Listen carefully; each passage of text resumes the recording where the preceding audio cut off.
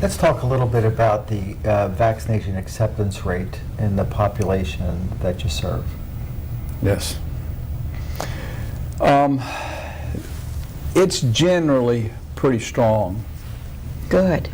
It's generally pretty strong. We do have patients and people and staff that do not want to get vaccinated for one reason or another, and I think they have the information they need. I think it's just their personal decision that they don't want to. It is a personal decision. A lot of people still think it's for religious reasons, even though everybody in the Vatican has to be vaccinated. Some people think that the vaccine was created from aborted fetuses, which is baloney. That's absolutely not true.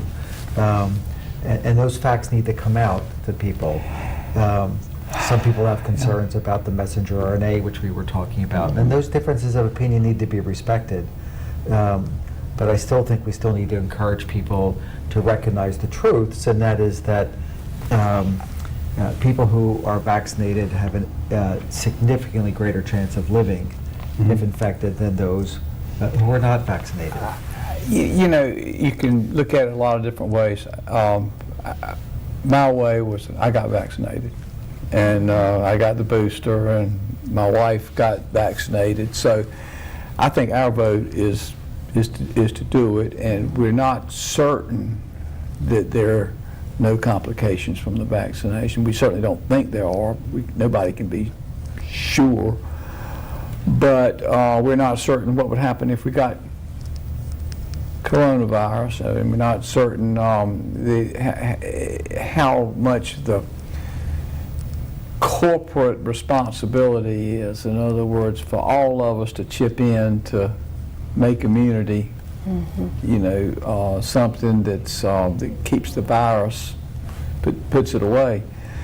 So I respect people's rights to not get the virus. I hate to lose staff because of mandates, but I certainly do encourage people to get it. I sat next to somebody again at the Twin County Hall of Fame banquet, and she had it fairly early on, as did her husband. She has emphysema.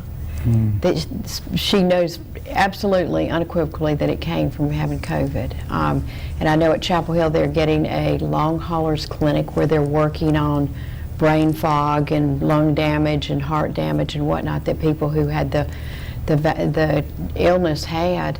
And I want to live the rest of my life without brain fog or lung damage or something, and that's kind of... And empirically, if it affects your taste and smell, it's by definition in your nervous system, because those are nervous organs.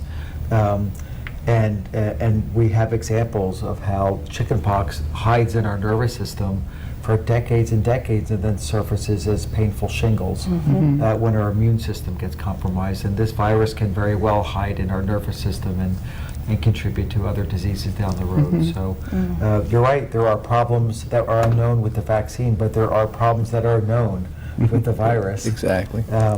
And for almost 1 million Americans, they'll never know about those problems because they succumb to it already.